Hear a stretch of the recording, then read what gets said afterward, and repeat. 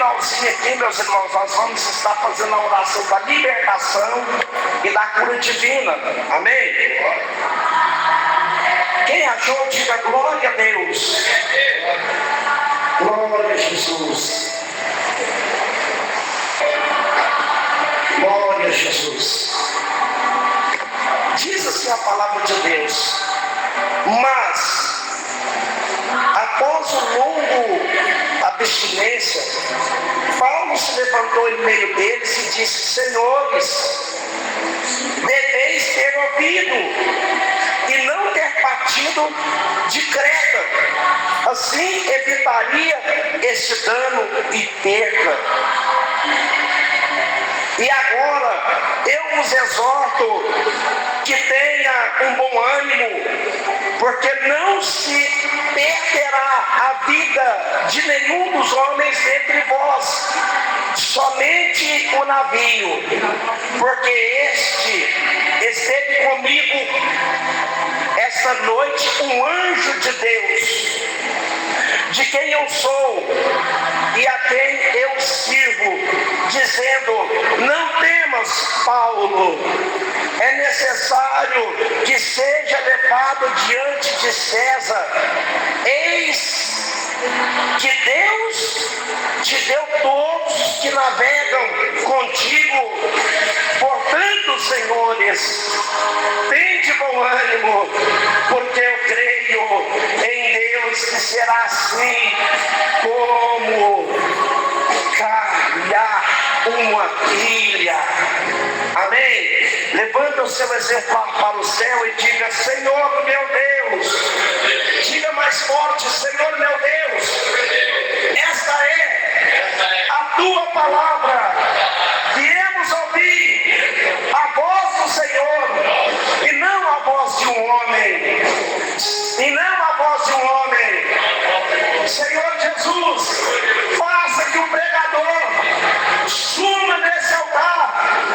Suma nesse altar. E que o teu Espírito Santo,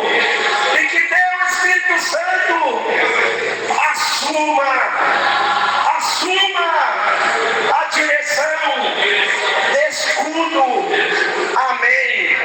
E graças a Deus, que Deus nos dê uma boa palavra, meus irmãos. Glórias a Deus. Pode bater palma para essa palavra. Aleluia, isso, alegria. Isso, meus irmãos. Louvado seja Deus. Querido, nós estamos aqui diante de um apóstolo que nas salas teológicas foi considerado leão dos apóstolos. Esse apóstolo, como todos nós somos sabedores, ele era um fariseu. Ele foi formado na escola de Hilel, aos pés de Gamaliel. Ele era um homem influente no sinédrio. O que era um sinédrio, pregador? O sinédrio era como se fosse um fórum, onde as causas jurídicas eram colocadas na mesa. O sinédrio era onde tinha 72 cadeiras, tinha 72 componentes. Todos os componentes do sinédrio tinham que martelar na causa. Se não tivesse opcionado a voz de todos os 72, por causa de a causa parava e não ia adiante. E Paulo, ele era ocupador da terceira cadeira do sinédrio. Paulo julgava no sinédrio, não só julgava, mas ele também dava cartas, ele também aprovava a pessoa, ele também conspirava em fazer com que a lei, do modo deles raciocinar, se cumprisse. E Paulo, um dia sentado nesse sinédrio, ele nunca imaginaria que um dia ele teria de passar por esse mesmo sinédrio. Meus irmãos, e a palavra nos fala que Paulo, ele tinha um propósito de pregar na cidade de Roma. Só que ele diz na sua palavra que todas as vezes que ele pensou em ir para Roma, o Espírito de Deus Deus impediu ele de fazer isso.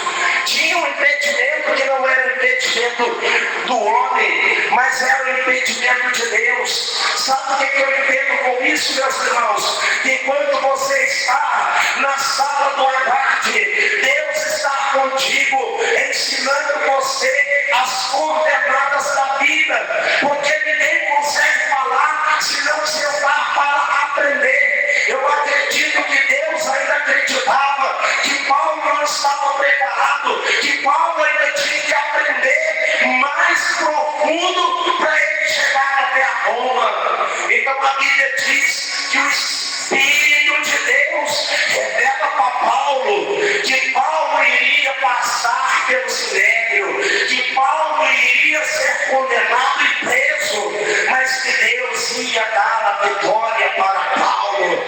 Meus irmãos, enquanto Paulo recebe a revelação do Espírito Santo, ele ficou em estado de nostalgia, ele rapou a sua cabeça, e nos diz a palavra de Deus que ele foi para a oração, e na oração, meus irmãos, o Espírito de Deus queimou no coração de Paulo para visitar a igreja de Cesareia.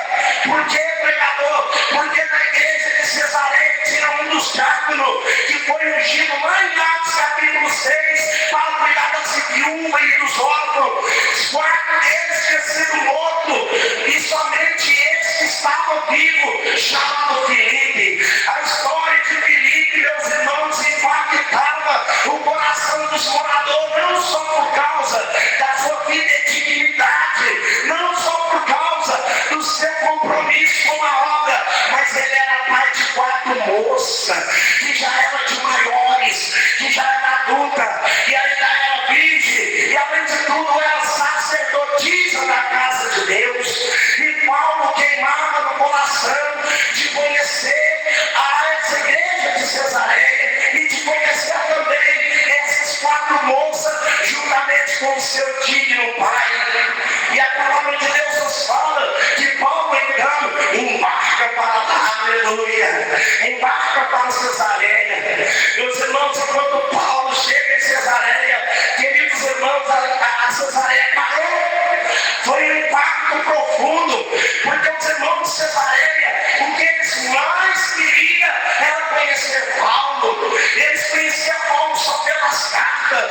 Paulo mandava as cartas falando dos naufrágios, falando das prisões, falando dos açoites, falando das perseguições. Agora do nada Paulo aparece, a cidade para. Só que, meus irmãos, Paulo ele entra na cidade e a cidade não podia fazer esse divulgue. Por quê, pregador? Porque a corte romana estava em causa de Paulo. O sinédrio, juntamente com a guarda pretoriana, estava em causa de Paulo. E pergunte por quê? Por causa que ele pregava a palavra de Deus e por causa que ele reprovava as obras ímpias do inferno. Meus irmãos, muitas das vezes nós não vamos ser aceitos por conduzir a verdade. Muitas pessoas querem ser despreciadas com mentira, com fábula, com historinha. Querem que você conte uma história que faça ela sentir bem. Só que deixa eu te dizer uma coisa: quando a palavra de Deus é original, ela sempre vai chegar em você te constrangendo, porque a vontade de Deus é boa e perfeita para a nossa vida, mas em nós não tem perfeição. Então ela chega para nos colocar no prumo, para nos colocar no centro da vontade de Deus.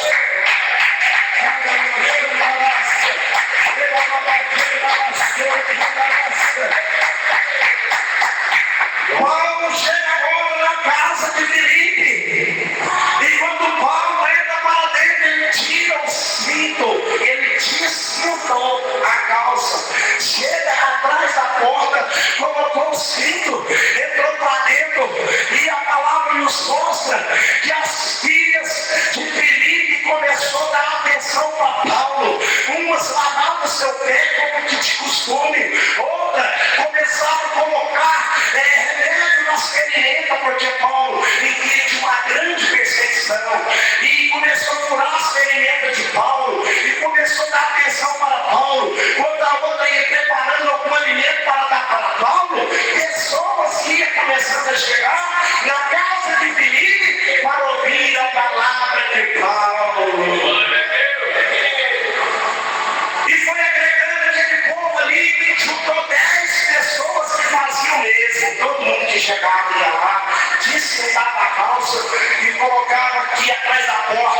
porque o judeu trazia consigo um costume que cimentado era causa, era trabalho, era honraria, era peleja, era embate, mas descimentado era descanso, era atenção e era o tempo proporcionado para dar atenção para as coisas de Deus e para as coisas da família.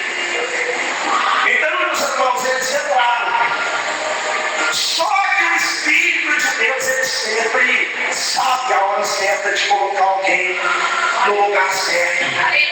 E a Bíblia nos diz que o Espírito de Deus foi lá em Jerusalém, pastor Alex, queimou no coração de Ágabo e falou assim: Ágabo, vai até Cesareia e diga para Paulo que se ele for para Jerusalém, ele vai ser preso, vai ser entregue na mão do gentil e vai ser preso e morto. E Ágabo, então, meus irmãos, ele desloca da cidade de Jerusalém e chega agora na ponta de Cesareia. A cidade parou de novo. Houve um choque profundo na cidade, aleluia. Por quê, meus irmãos? Porque Ágabo, ele foi considerado como o profeta Elias do novo século. Ágabo, no livro de Atos dos Apóstolos, capítulo 11, no verso 28, ele profetizou uma fome e todo o país ficou sem leite, sem trigo e sem pão. Ágabo era o profeta do terror. Ágabo era aquele que, se ganhasse a oportunidade, que muitas pessoas iam começar a aprender a mulher, aí levar no pecado. Ele tinha intimidade muito assim com Deus. E na hora que Ágabo chega na porta de Cesareia, meus irmãos, a cidade para com medo. Ai, legal, o profeta vai profetizar contra a nossa cidade. Só que um deles levanta e fala: Ágabo, o seu sinal que te traz aqui é de paz? Ágabo não deu nem ideia, meus irmãos. Ágabo só falou assim: aonde está Paulo? Aonde está Paulo? Aí eles tiveram que levar Ágabo até a casa de Paulo. E chega lá na casa de Filipe, onde Paulo estava alojado, estava tendo um culto, que maravilha, todo mundo se sentindo bem. Paulo no nosso meio, que maravilha, o povo de Deus pensa conosco, nos ensinando pessoalmente. Só que parece, meus irmãos, que o Espírito Santo é especialista em bagunçar as coisas, para poder deixar para Deus acertar os ponteiros. E de repente ele chega na porta, e na hora que ele abre a porta, todo mundo olhou para ele e para Ágabo. E Ágabo, em vez de descintar a calça e colocar o cinto lá, Ágabo foi lá, atrás da porta, trouxe a porta para cá, no meio de 11 cintos, Ágabo pega o cinto de Paulo e começa a se amarrar. Começa a amarrar as mãos, começa a amarrar os pés. E ele diz assim: no meio de vocês tem um que é dono desse cinto. E o dono desse cinto, Deus mandou dizer para ele que se ele for para Jerusalém, ele vai ser amarrado assim como eu estou. Ele vai ser entregue na mão do gentil, depois na mão do romano e será preso. Irmãos, o culto de Paulo acabou. Todo mundo estava esperando uma palavra de avivamento. Todo mundo estava esperando uma palavra de transformação. Todo mundo estava esperando uma palavra de escatologia, de bibliologia, de pneumatologia, porque Paulo era o homem da teologia. Só que de repente eles recebem uma advertência. Quando Ágabo fala que Paulo ia ser preso, eu acredito que todo mundo ficou com medo. E a polícia vai prender, vai pegar ele aqui, nós vamos junto, como cúmplices. Todo mundo começou a ficar o pé.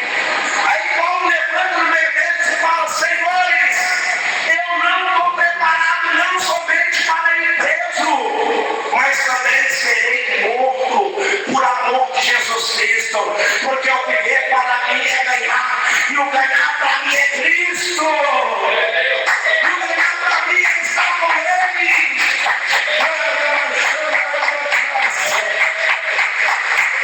E Paulo levanta e vai embora, e sai.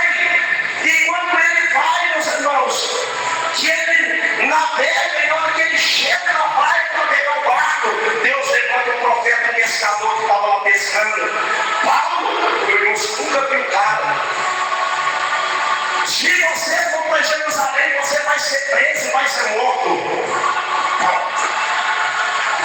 barco. Meus irmãos, porque quem está preparado não tem medo de adversidade. Se o profeta chegou falando que você vai morrer, então você vira para ele e fala assim: ainda hoje eu conhecerei o meu rei. Porque a preparação não mata o profeta, a preparação nos prontifica para voltar para casa. E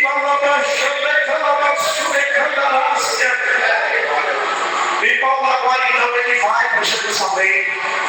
Chega em Jerusalém. Paulo é amarrado, Paulo é preso, e ele entrega a guarda de César. César então pega Paulo e entrega ele na mão de Júlio, que era um centurião de 100.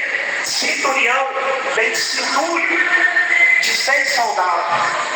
Entrega ele para o centúrio Júlio, para o centúrio Júlio levar ele para onde? Levar ele para Creta, porque de Creta eles embarcaram para Roma, aonde Deus prometeu que ia levar Paulo. Então o que acontece? Eles algemam ele e levam ele. Só que na hora que chega lá, Júlio entende que esse homem não merecia andar algemado. Júlio desalgema ele e dá a verdade para ele. E eles lá vão embarcando. E eles vão embarcando e o navio para em Creta. Diz a palavra de Deus que 2 sentinelas acompanhavam Paulo, para Paulo visitar alguns irmãos das igrejas e despediram, dando a última despedida. E eles ficou em Creta algum tempo. Só que a Bíblia diz que quando Paulo dormiu, no sono de Paulo, o anjo apareceu para Paulo e falou: Paulo, diga para o capitão do barco para ele não pegar viagem amanhã, porque senão vai haver uma grande tempestade e vai trazer um grande naufrágio no barco. E na manhã seguinte eles se levantaram para poder pegar a embarcação e ir até a cidade de Roma. Só que, meus irmãos, Paulo levanta entre eles e fala com Júlio: Júlio, Deus me deu uma revelação nessa madrugada. O anjo de Deus, cujo eu sirvo, que eu estou na presença, me trouxe uma palavra para nós não embarcar, para nós não prosseguir viagem, porque está vindo uma grande tempestade, vai quebrar nosso barco em alto mar. Júlio pega essa palavra e leva para o capitão.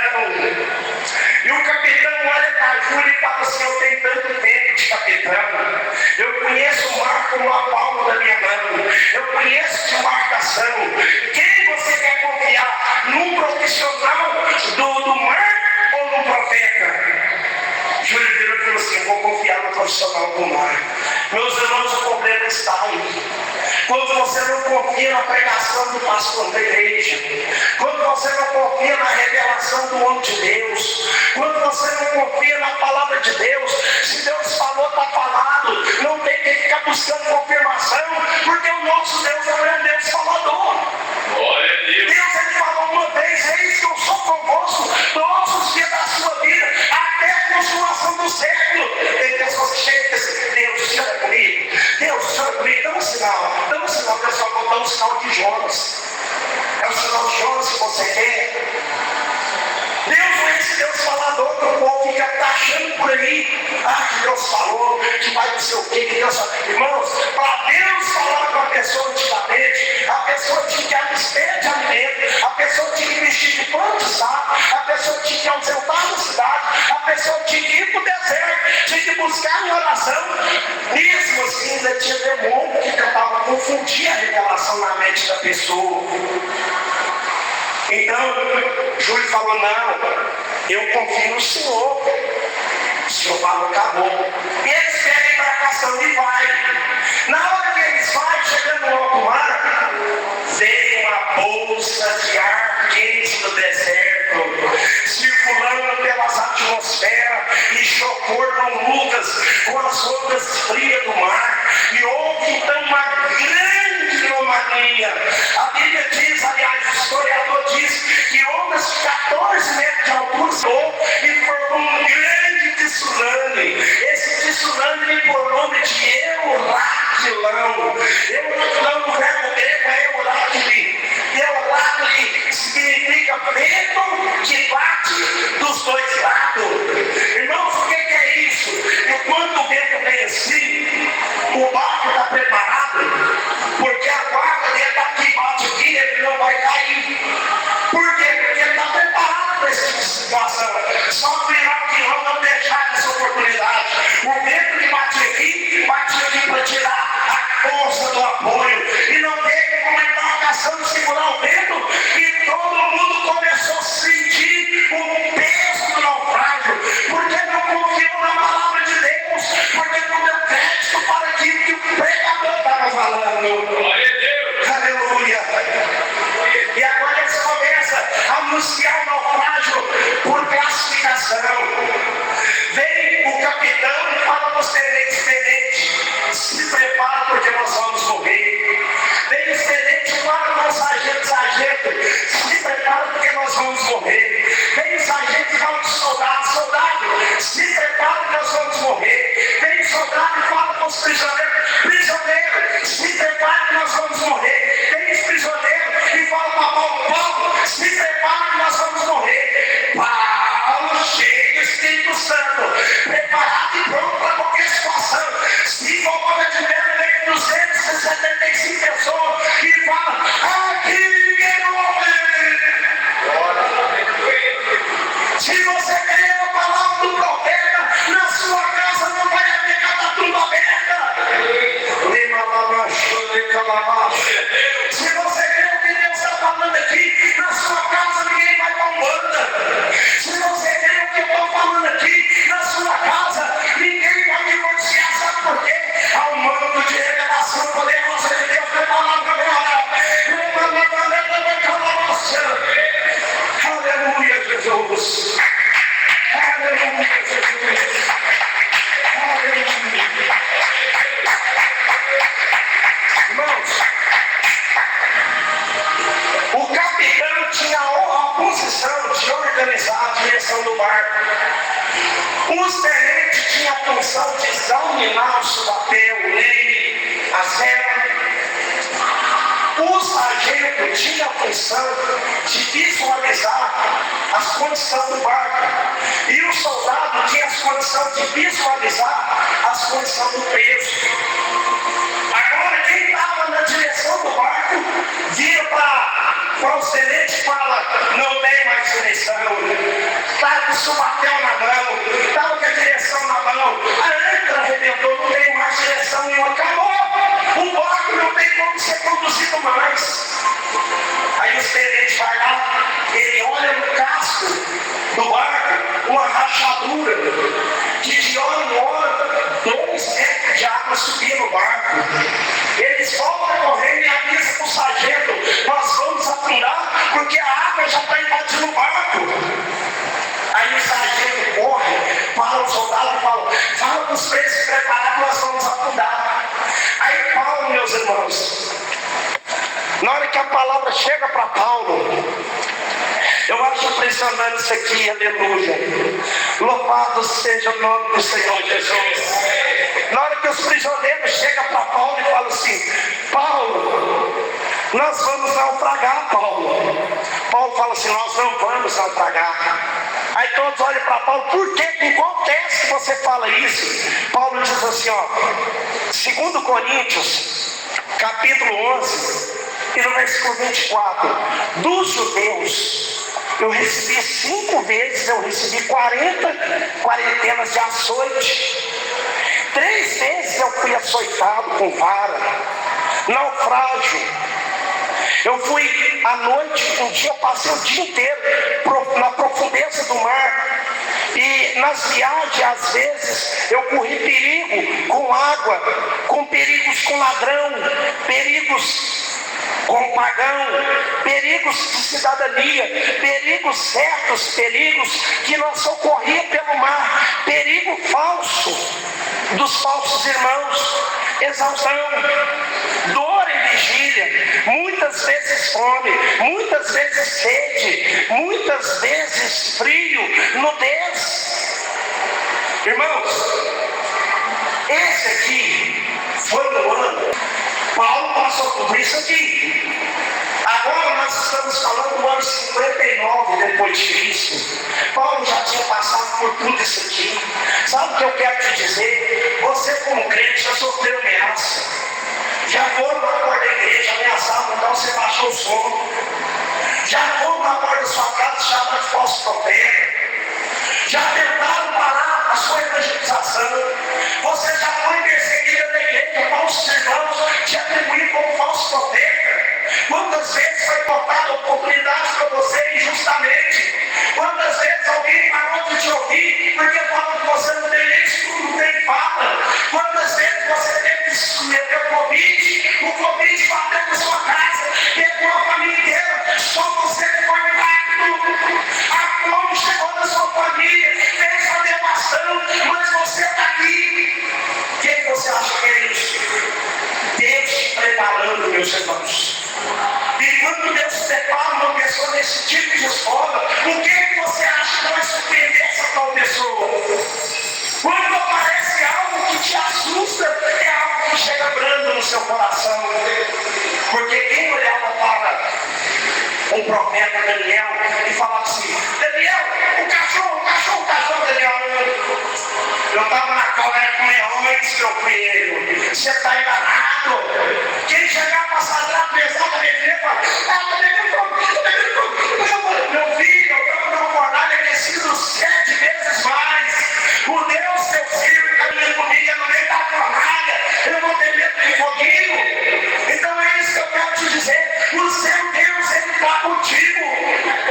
Tudo que você passou foi uma escola de preparação para você não maquiar a rédea em qualquer situação. Paulo coloca um pé em cima de todo mundo, lá no alto. 275 pessoas falou assim: aqui ninguém morre. E Paulo ainda falando, ele olha para o norte assim, sabe quem ele viu? As pessoas preparando o bote para jogar na água. Preparando o bote para jogar na água. E preparando o bote para jogar na água. Ele falou assim: quem sabe nadar? E o povo bugalou o olho. Alguns levantou a mão e outros não. Aí ele falou: por que ele sabe nadar? Porque você que sabe nadar, nós vamos nadar, porque Deus preparou uma ilha de Malta para brincar. Aleluia! Deus preparou uma ilha de Malta para nos refugiar. Aleluia! E quem não sabe nadar, Paulo, vai ter que se ajudar nos troços do navio. Talvez você chegou aqui todo quebrado, mas eu quero te dizer que o seu gato vai ser útil. Você vai abraçar o seu gato. Para que, pregador? Para você não afundar nas diversidades que a vida vai te trazer. Os gatos vão ser úteis, porque até no gato joga utilidade para mostrar a chaga.